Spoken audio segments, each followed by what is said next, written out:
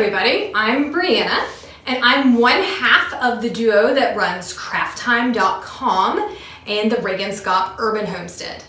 Today, we are going to be learning about the basics of chick equipment because you know what it is? It's chick days! And I'm not talking about me. I'm talking about those little cute fuzzy balls of chicken goodness that you can get at any of your feed and seed stores right now. If you walk in, almost all of them have giant banners that say chick days on them.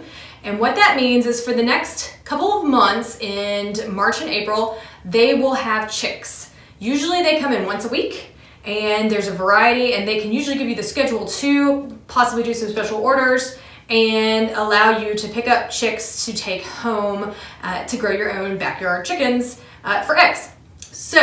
But before you pick up any of those cute little balls of fluff, there is some basic equipment you have to make sure that your chicks grow into healthy egg-laying chickens. Or meat chickens, whichever one is your case. It all starts the same way with either type. So first and foremost, you absolutely have to have a heat source. Chicks in the wild would be laying underneath their mama hen, and she would be keeping them at least 99 degrees at the beginning, just like when they were in the egg. So in order to make sure that they stay that warm, most of us aren't keeping our houses at 99 degrees. And if you are, bless you, you must like it hot. But we have what we call a heat lamp. And to make a very basic heat lamp, I go to a big box hardware store and get one of kind of their industrial floodlights here, one of the heavy metal ones. And then very, very importantly, I get a heat bulb. This is a pretty basic setup and you can get really fancy heat lamps and specialty brooder lamps. But for me, my chicks are only gonna be in the brooder 6 to 8 weeks. If you live in cold weather areas, you might keep them in a little bit longer, or if they're heritage breed and slow to feather out. But in most cases, they're not gonna be in there that long. And I don't wanna invest a lot of money in super fancy equipment just for the chicks when I can have really nice stuff in the coop for the rest of their lives. So I just go with this. I've been doing this for years and this is not a huge investment. The really key piece of this is not this lamp, because you can pick those up anywhere, but the bulb that you use. There are 2 types of heat bulbs that you can find. They can look a little bit different than this, but they're mostly this shape. And as you can see on this one, it's red on this side.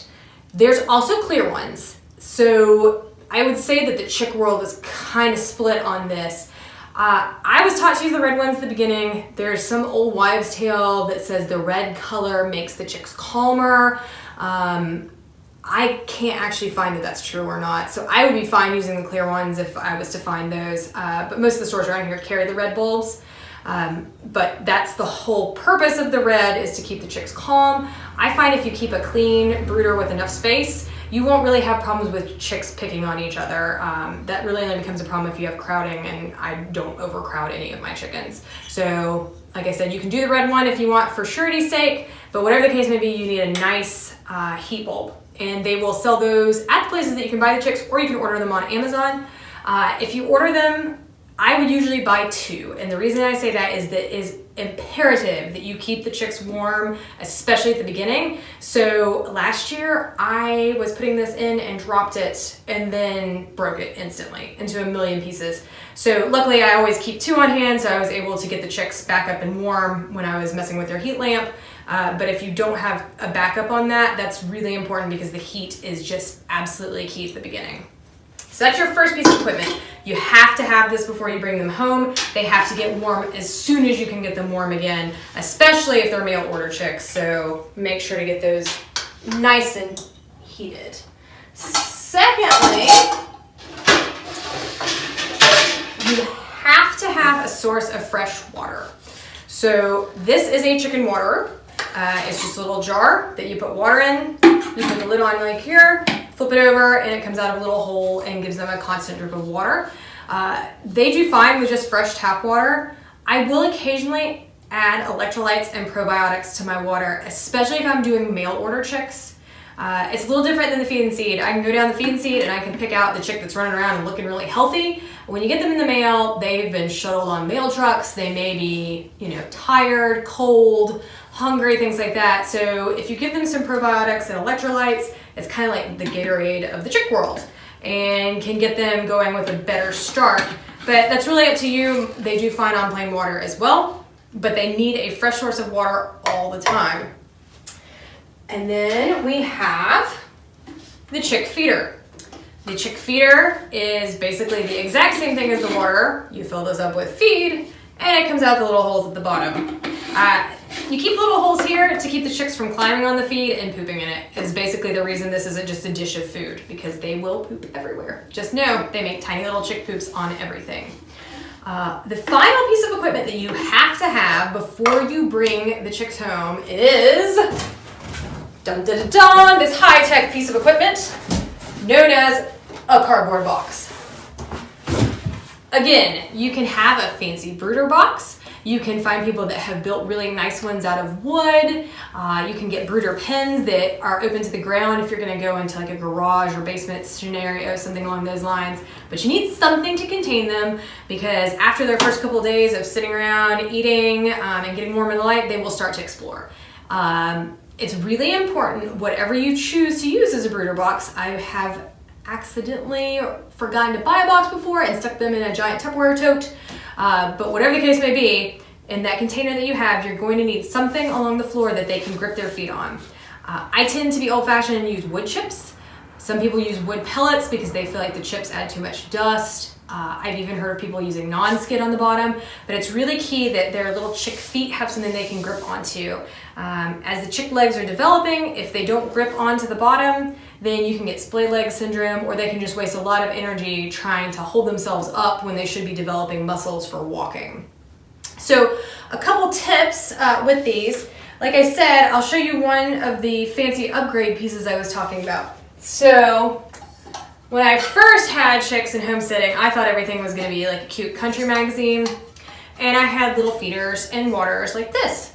They're beautiful, and if you are anti-plastic, these little galvanized containers are great to have. They last forever. You can wash them, but they're small. You can get ones that are like this with mason jar assemblies, but by the point I figured that part out, I also realized that homesteading was more than just looking like a country magazine, and went with what I could grab from the store as quickly as possible. But these are beautiful, and if you plan ahead, you can totally have really nice things like this. So that would be that. So another couple pieces of information. When I was showing you the heat lamp, I did leave out one piece of equipment that most people might want if you've never brooded chicks before, and that is a brood thermometer. I don't have one to show you because I've lost mine. I don't use them anymore anyway because I've brooded enough chicks that I know what I'm doing, and it's not what I would consider an essential piece of equipment. Basically, what the temperature thermometer tells you is it tells you what temperature you're keeping the chicks at. You're going to want to keep them at 99 degrees to begin with, and then drop that down slowly. You can go on our website or basically Google anything, and it'll tell you the different temperatures you need to be at each week. What I found, instead of doing that thermometer, which was great the first time to walk me through it, was it's pretty simple to know what your chicks need in terms of heat. When you put this lamp over their brooder box, consider this a box right here, you're going to want to put it to one side. And then on that one side, you're going to want to put it kind of a medium level. If the chicks all huddle together underneath the light, then they're too cold. And if you lower it and the chicks are all over the other side of the box, then they're too hot. And you're going to lift it up a little bit. And that's really all there is to telling the temperature. They'll be milling about their box, going under the light and back and forth if you've got it in the right place. So that's pretty much it. You just need your heat lamp, your feeder water, and something to hold your chicks and something they can stand on, and you're all set to bring those little balls of fluff home. I suggest going and get your chicks today. Even if you don't have a coop, you've got to have them inside 6 to 8 more weeks, and you've got plenty of time to do that. And that's all.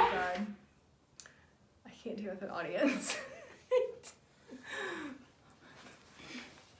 What she wants to say and what she's not saying is please click the subscribe button right here to find out more about craft time and all of our crazy shenanigans.